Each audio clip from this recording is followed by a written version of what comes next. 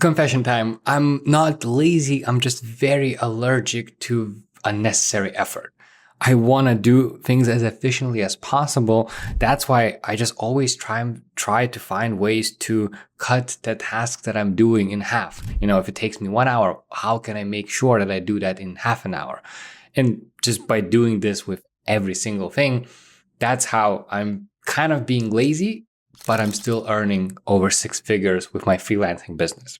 And that's the core difference between the regular 9 to 5 job, because in that job, you're not incentivized to be as efficient. You are paid by hour, and usually many employers want you to just basically stay at the office or just work those specific hours. So if you have a task and you finish that in 2 hours, well, you're not rewarded for that. It's not like you can go home and just chill and do nothing and watch Netflix. No, then your employer just asks you to do more stuff.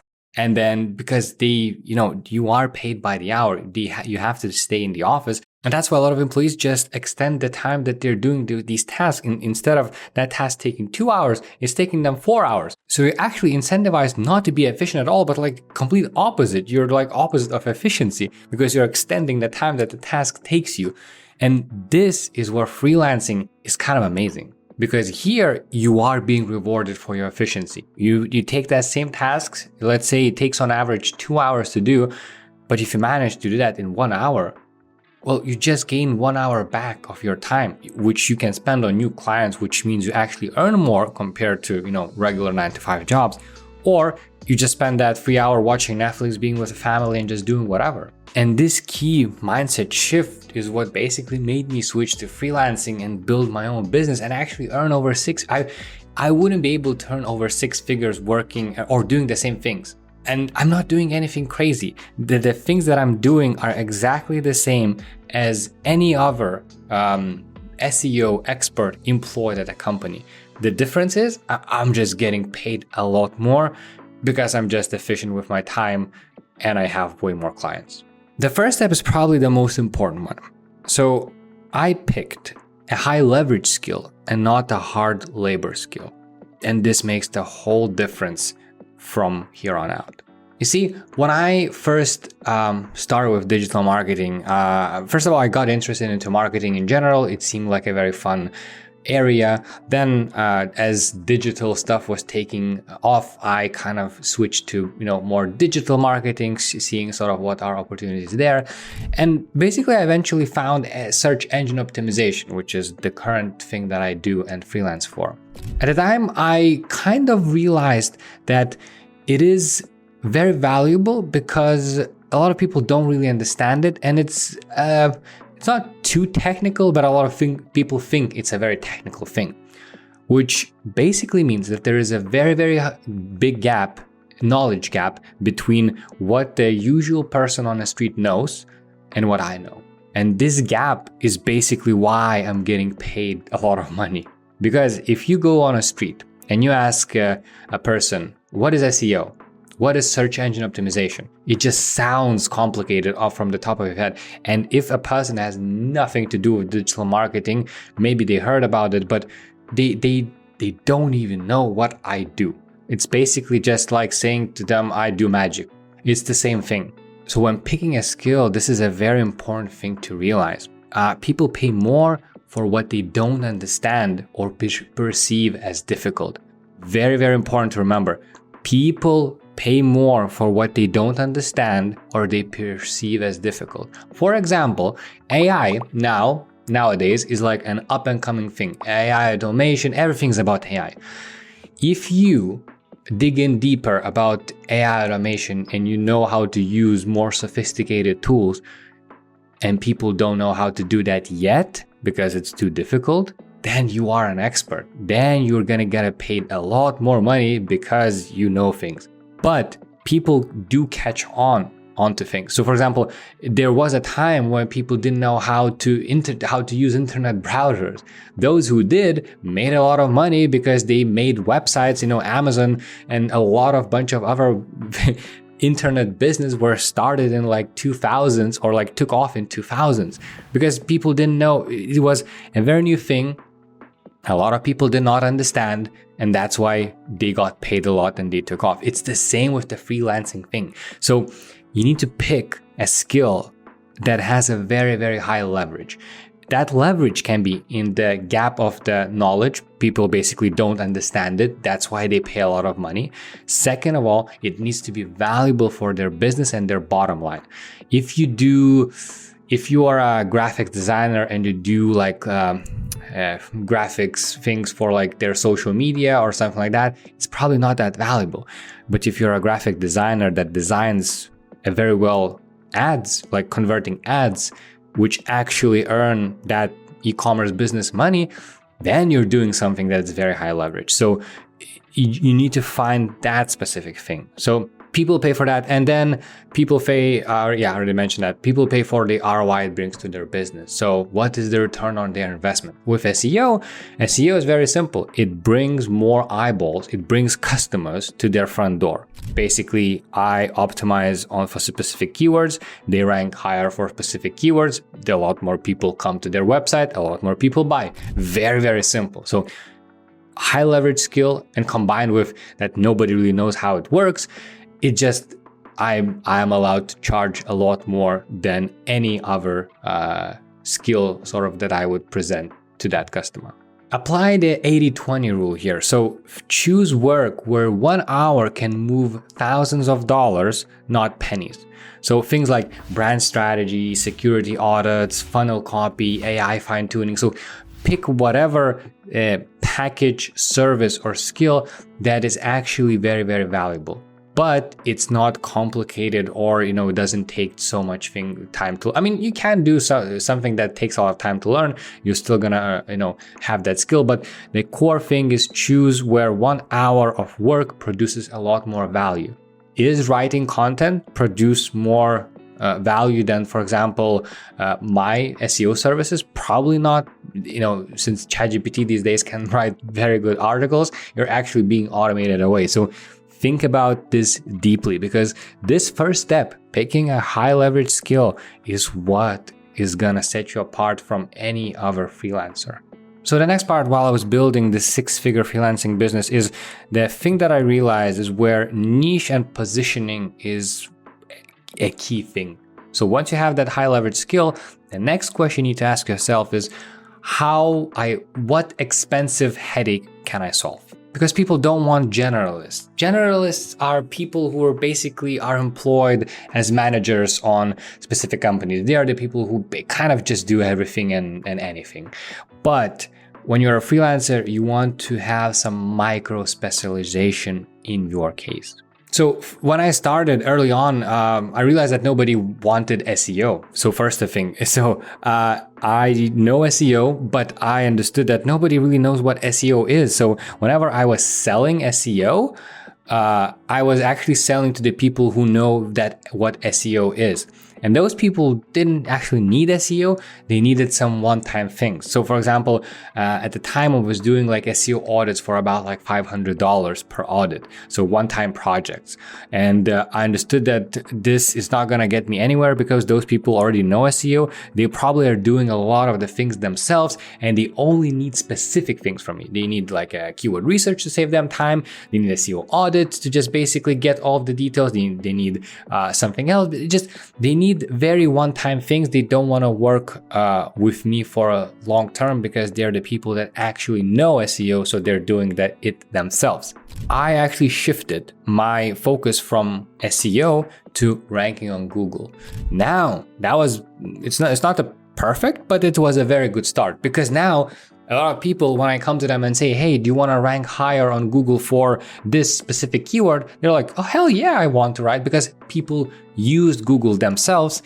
They know that when they Google something and then they click on the first few results, that's very valuable because they do that themselves. So just by saying ranking on Google instead of SEO, this already allowed me to actually reach clients that for them, SEO is a headache. It's an expensive headache because they want to rank on first page, but they don't know how. Now I was able to charge $1,000 per month retainer for those specific clients in order to reach their desired results. So going from 500 one-time projects I now went to $1,000 per month retainers while solving this very expensive headache for my clients. Eventually, I actually started offering more organic traffic growth, more sort of leaning towards ROI, sort of more leaning towards business side of like basically presenting myself as an expert of bringing more customers to their doors, because this is what everybody understands, and end of the day, this is what everybody needs. Nobody wants SEO. Nobody needs content writers. Everybody needs some kind of result. So I was just basically positioning myself of delivering that result. Let's take an example of a generic graphic designer that, let's say, charges $100 for a landing page for any business. So a business comes to them, e-commerce, shop, a book offer, a SaaS founder, and they say, hey, I need a website. The graphic designer says, hey, no problem, $100, that's it. Pretty simple. That's actually what like 80-90% of freelancers do. But now, let's take another example where there is a graphic designer who does conversion-focused SaaS UI overhaul. If you don't know what some of those words even mean, or it sounds complicated, then first of all, you're not the target group for this. But second of all, it means it's a good thing, because it means that you're targeting a very specific person who, first of all, understands all of these words, and second of all, needs this specific thing. When there's a graphic designer who knows how to make landing pages that are optimized for conversions, again, conversions are a very big thing in business, higher conversions, higher money basically coming into that business, then it's focused on SaaS, which means software as a service companies, meaning that you target specific type of companies this way. And then UI overhaul is just basically user interface rethought. So let's say that means that you're targeting people who already have SaaS businesses, they already have landing pages, but what you're offering is basically redoing that page with a conversion focus on top of that. Now, with this, you can easily charge $2,000 to $3,000 per one landing page. So we went just from $100 to $2,000 to $3,000 for one landing page. And now this is a very good segue into pricing. So price for the outcomes, not for the hours. Very simple. If you're still charging hourly rate, you have to stop. It's just not worth it. Hourly rate is just, it's a killer for freelancing business. It's gonna kill your freelancing business. You're gonna be burnt out. And I don't need to mention all of the bad things that come to it. Not to mention that there are only 24 hours per day. So even if you charge like $100 or $200 per hour, it's first of all, you cannot increase your hourly rate that fast, because people will just stop. If you just start charging $1,000 per hour, people will start actually just talking to you, because it's too expensive for them, because they are imagining that they're gonna pay for hour and not for the outcome. Now, let's take that same graphic designer as I mentioned. It probably takes them, I don't know what, like, I'm just kind of making the stuff up, but let's say it makes them like 2 to 3 hours to make that one landing page for that SaaS company. If they charge like that $2,000 to $3,000 per landing page, that means that they're earning $600 per hour minimum. If they would come to that SaaS founder and said, hey, I'll charge $600 per hour, they probably won't get hired, because you want to shift people's focus from the hours that you spend to the outcomes that you provide. And I can relate to with my story as well. All of my clients right now are retainer based. I don't charge one-time projects are very rare for me, and I don't really work with any hourly pricing for many years now. So I charge anywhere between like $1,000 to up to like $5,000 per month for one client. And usually it depends, but like I spend like 30 hours per month for all of my clients combined. So other work includes like admin, looking for clients, client managing and communication. And nowadays I earn over $10,000, actually a lot more than $10,000 per month. And with this, if I just divide my client work by my hourly rate, I think I'm on average, it does depend, but on average it's about like $333 per hour. If I would now just started charging $333 per hour, most of my clients, because you shift their focus from the outcome to the hourly price, they would refuse to pay that. That's why the only way to increase your income is not to increase your hourly rate, but to shift to outcomes, pricing outcomes, and then shifting to one-time fees or even better, monthly retainers. So I found my clear skill. I found my niche and positioning. I found how I want to price things.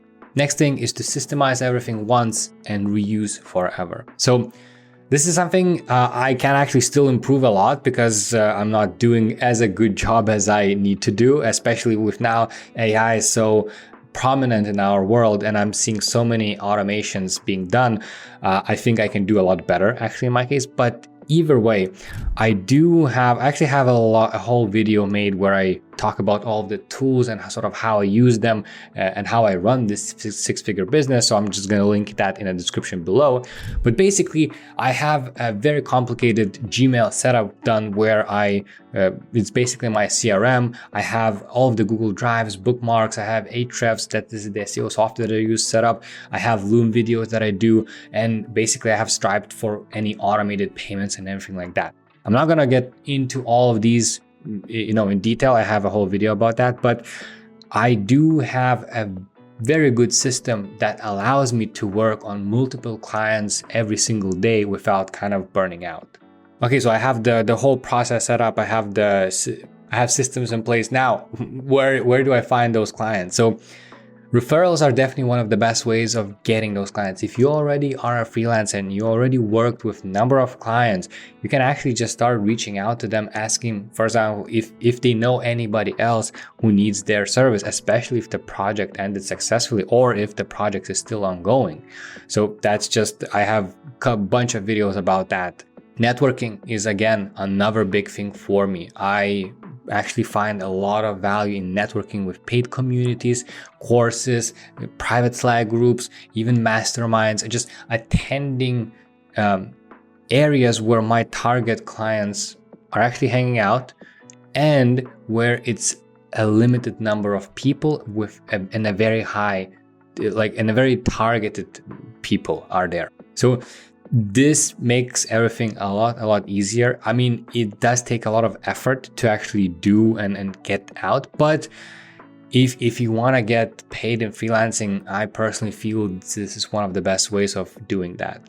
Then, of course, I do have my Upwork profile where I don't really do much on it, but I actually still receive a lot of a passive client stream. So I would say every quarter, I might, 3-4 times per year, I might get reached out because of my Upwork profile and people just asking to work with me.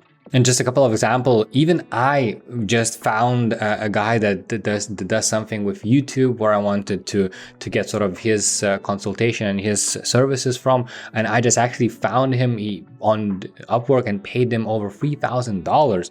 But he's not active on that platform at all. So again, it was very passive for him. And it's the same for me as well when I'm looking for clients. For example, this year, a SaaS founder found me on Upwork and we signed 1,500 euros per month contract. And so far, I think I've been working with him. This is actually the 8th month. So 8 months now. So over 10,000 euros from that one simple message because he found me on Upwork. So just by having a very established Upwork profile can get you passive client stream. But I made a whole video going more in depth about this. It's called I Stopped Chasing Clients When I Realized This. So just check it out. It's going to be linked in the description. So once I started finding a lot more clients this way, I knew that I need to delegate early in order not to burn out.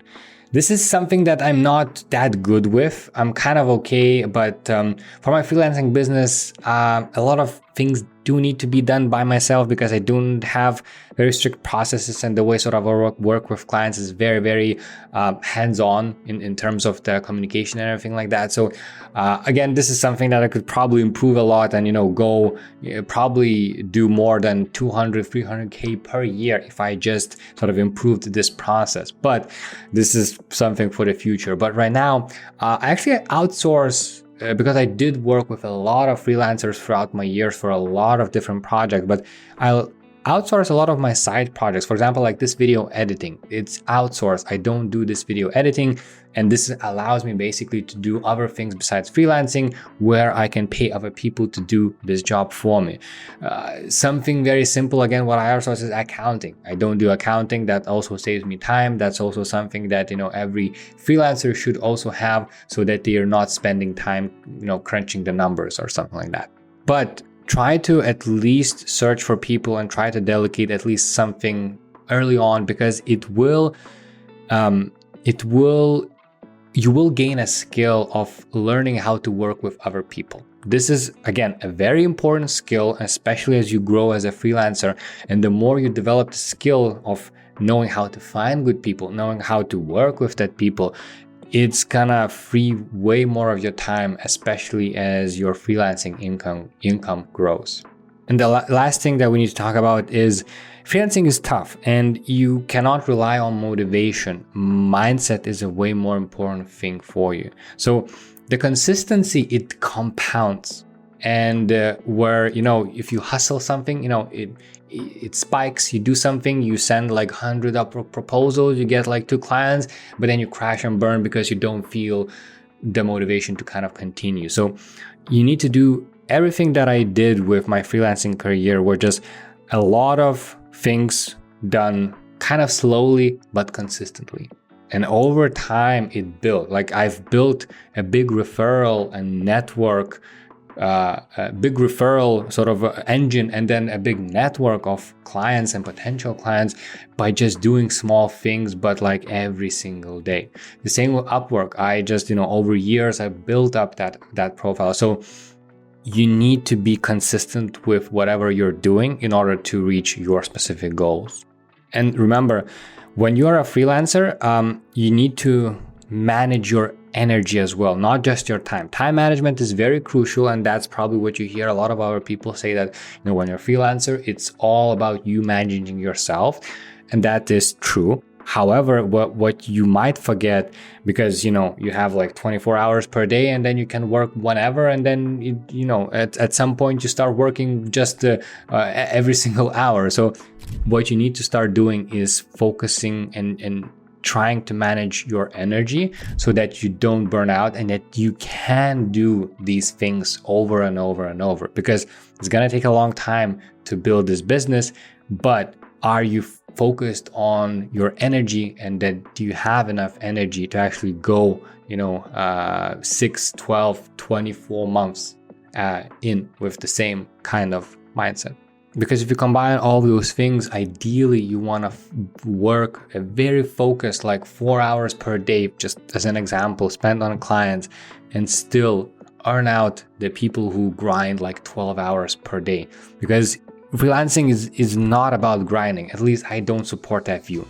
It's not about just, I could earn like 2 to 3 times more if I would just grind every single day with the same things, but it's not worth it, because I'm just gonna burn out, I'm gonna crash, and I wouldn't wanna do freelancing ever again.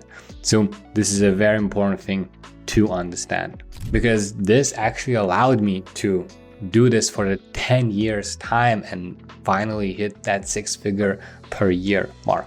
If you enjoyed this video, as always, there is a newsletter link down below where I share a lot more of the strategies that I use in my current freelancing days. But for now, just check out this video here. YouTube thinks you're gonna like it. So check it out, and I'll see you in the next one.